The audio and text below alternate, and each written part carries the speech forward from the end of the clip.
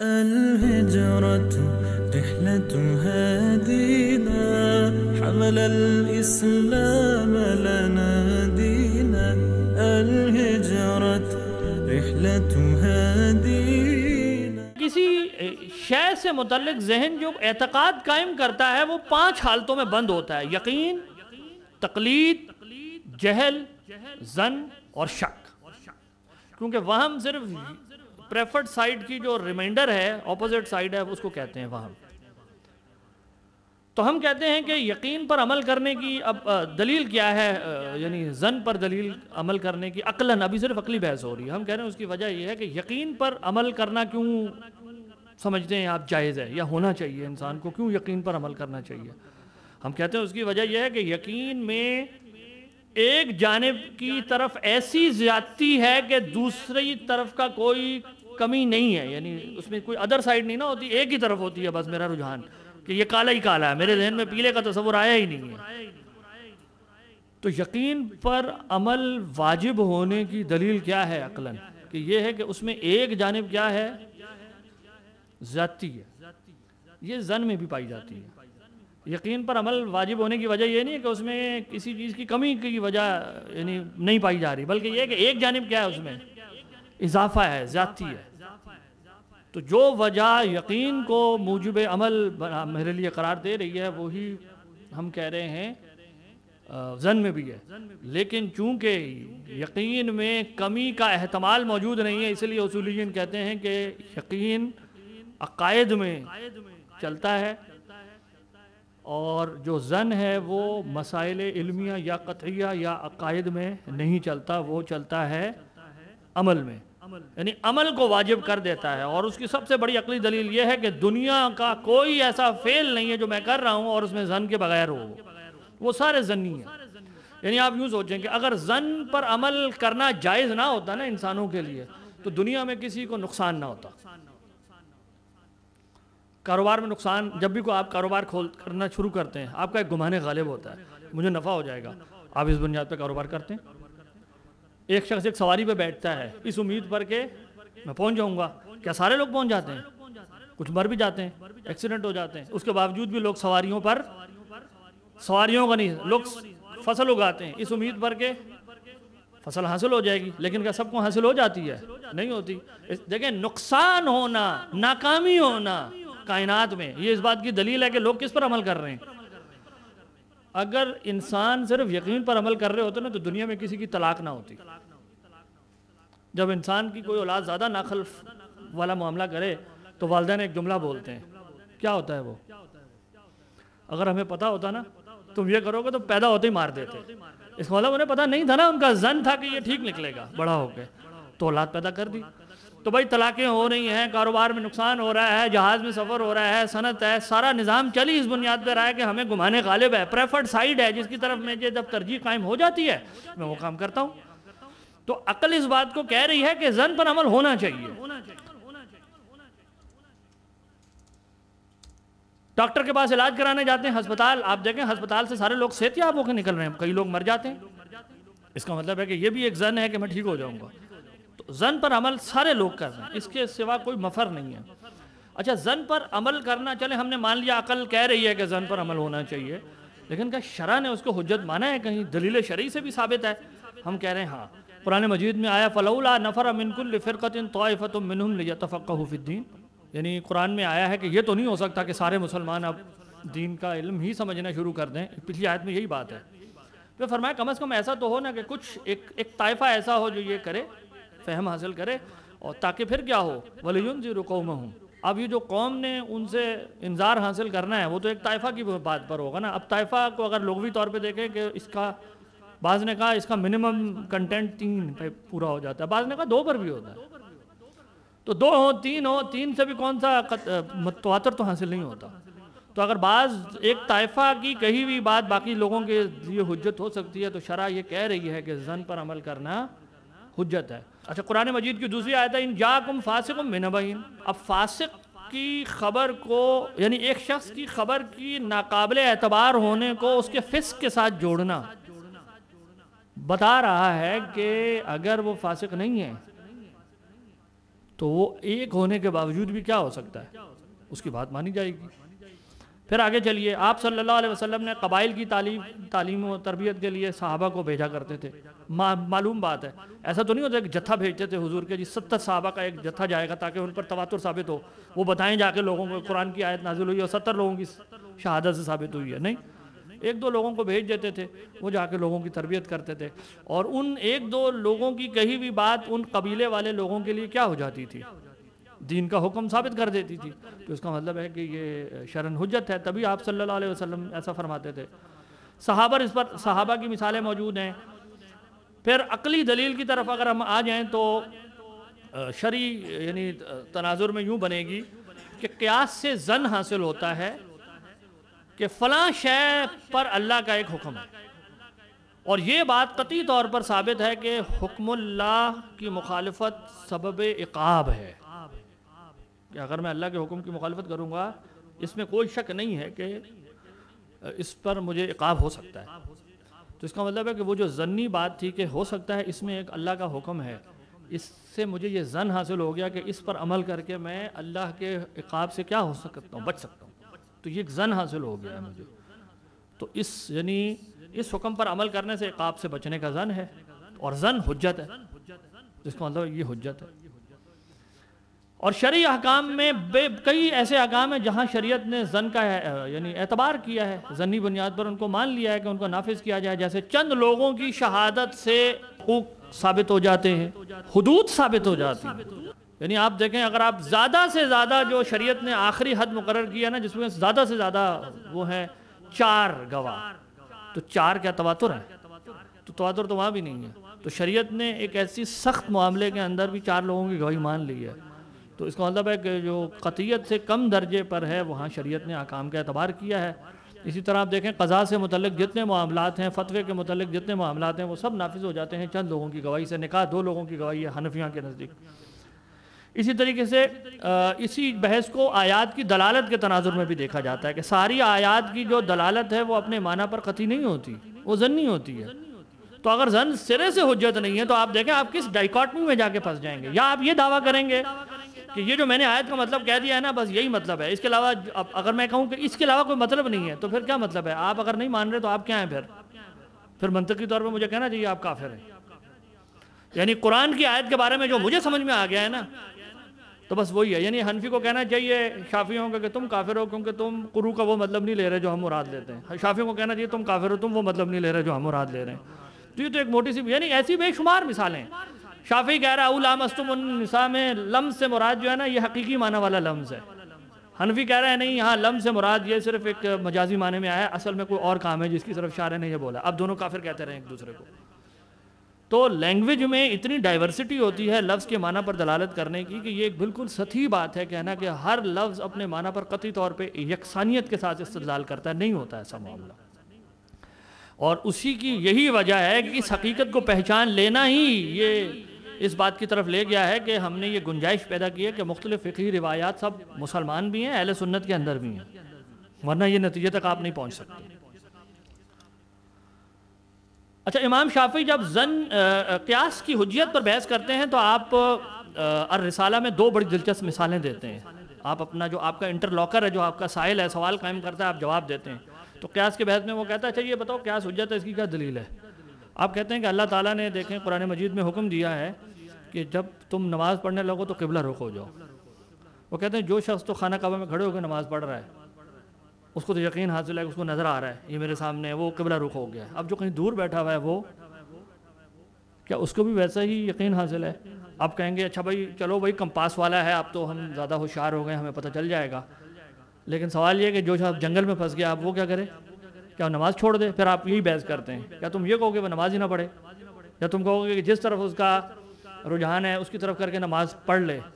وہ کہتے ہیں سب یہی کہتے ہیں۔ اس کا مطلب ہے سب کیا کہہ رہے ہیں کہ جو تمہارا ظن ہے اس کے مطابق تم حکم اللہ ادا کرو، ادا ہو جائے گا، یہی بات تو سب کہہ رہے ہیں۔ پھر وہ کہتے ہیں قرآن مجید میں آیا کہ حج کے دوران احرام کی حالت میں اگر خاص ایکٹیویٹی ہو جائے تو تمہیں جو ہے جانور وہ دینا ہے، دم دینا ہے، اس میں وہاں آیا مثل دے دو۔ اب وہ کہتے ہیں یہ مثل کیسے متعین ہوگا؟ صحابہ کے مختلف اقوال ہیں۔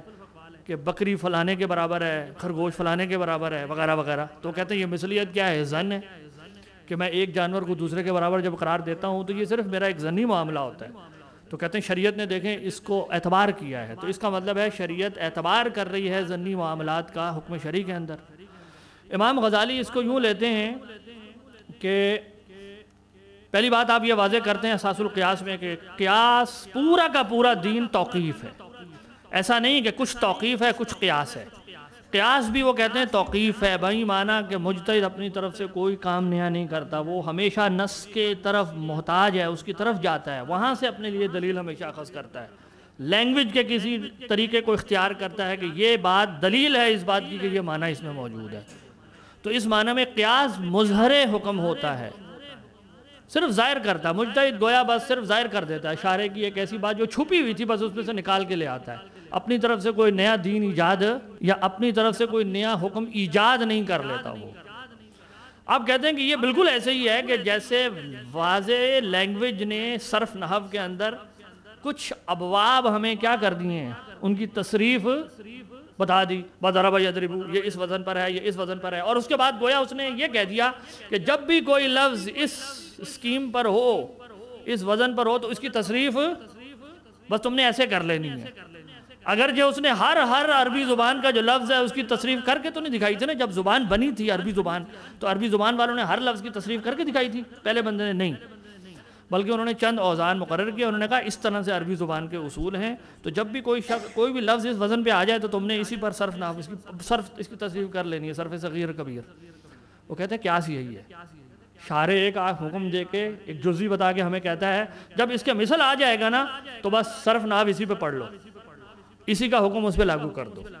وہ کہتے ہیں بس قیاس کا یہی معاملہ ہے، جیسے ایک نئے لفظ کی تصریف کرنے والا واضح لغت نہیں ہوتا، بینی ہی نیا حکم قیاس کے ذریعے ظاہر کرنے والا واضح حکم نہیں ہوتا۔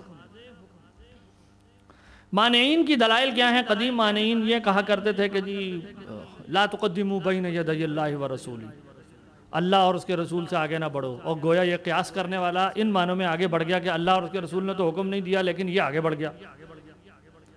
اسی طرح وہ کہتے ہیں کہ قرآن میں آیا لا تخف ما لیس لک بہ علم، جس چیز کا تمہیں علم نہیں ہے وہ بات نہ کرو، تو تم بغیر علم کے اپنی طرف سے باتیں بنا رہے ہو، علم کا مطلب تو وہی ہے اور وہی میں تو یہ ہے نہیں ہے تو تم اپنی طرف سے بنا رہے ہو۔ اب ظاہر ہے یہ غیر متعلق استدلال ہے۔ پھر آیا وَأَنِ احْكُمْ بَيْنَهُمْ بِمَا أَنزَلَ اللَّهُ، تم اس چیز کے مطابق فیصلہ کرو جو اللہ نے نازل کیا ہے، تو وہ کہتے ہیں نازل تو قرآن اور یا زیادہ سے زیادہ حدیث ہے، تو تم یہ اپنی طرف سے باتیں بنا رہے ہو، قیاس یہ تو نازل چیز ہے ہی نہیں۔ تو اب اس کا جواب کیا ہوگا؟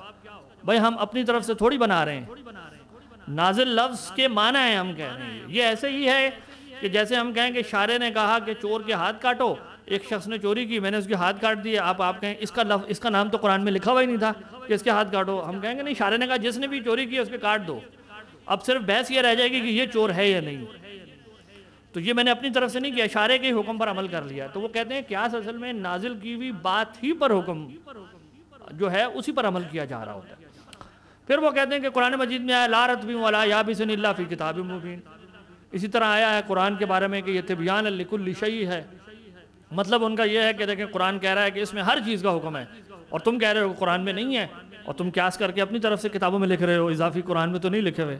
اب ظاہر ہے یہ بھی غیر متعلق استدلال ہے کہ جب یہ کہا جا رہا ہے کہ قیاس یعنی قیاس، جب ہم یہ کہہ ہی نہیں نا کہ قیاس قرآن سے باہر ہے، ہم کہہ رہے ہیں قرآن کے اندر یہ بات لکھی ہوئی تھی بس ہم نے پڑھ لی ہے، یعنی ایک ماہر آدمی نے قرآن کو جب پڑھا تو اس کو پتہ لگ گیا قرآن میں لکھا ہوا ہے، ایک لفظ سے اس نے انفر کر لیا۔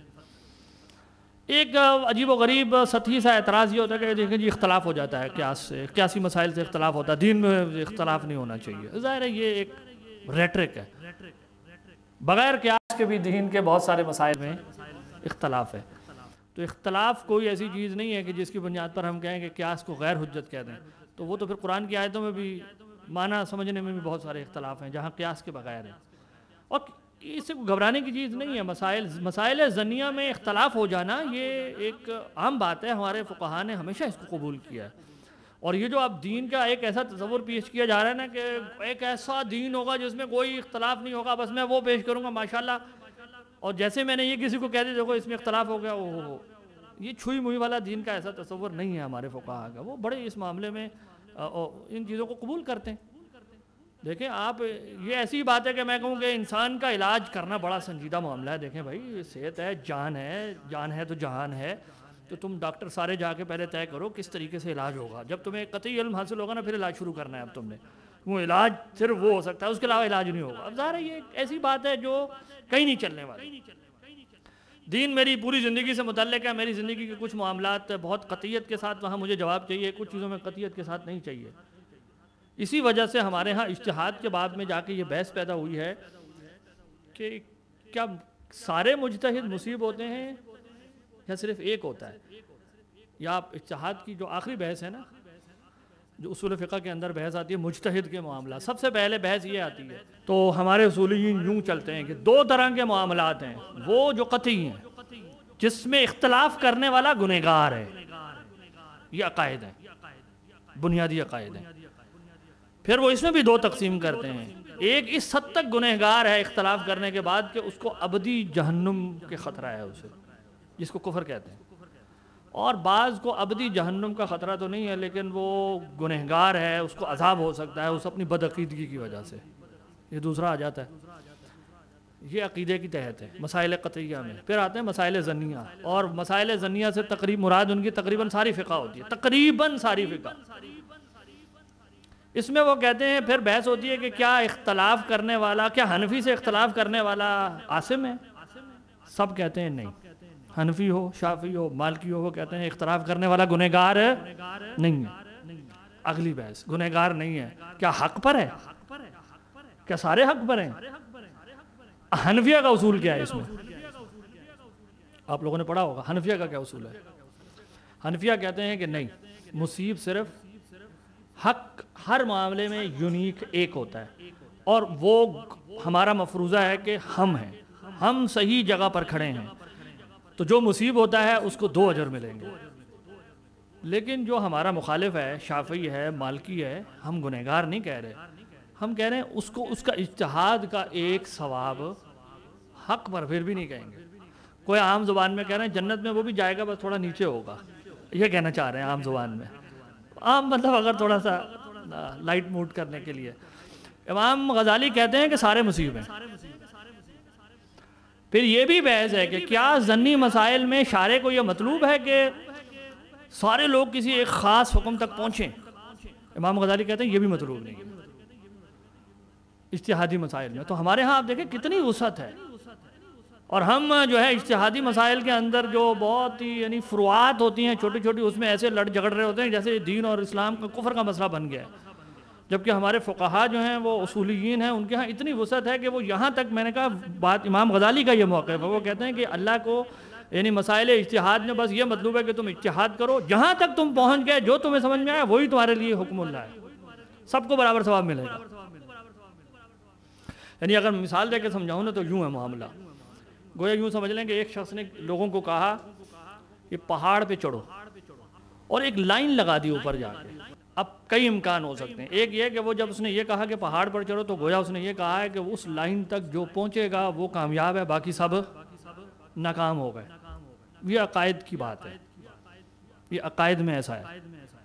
جب ظنی معاملات میں آ گئے تو اب پھر ہم یوں سوچ سکتے ہیں کہ اس نے یہ کہا ہی نہیں ہے کہ سب وہاں تک چڑھو، اس نے کہا چڑھو، البتہ اس نے ایک خفیہ مقام اوپر رکھا ہوا ہے لائن، اس نے اپنے لیے طے کیا جو یہاں تک پہنچے گا نا اس کو میں 2 ثواب دوں گا، جو یہاں نہیں پہنچے گا اس کو، یہ حنفی موقف ہے۔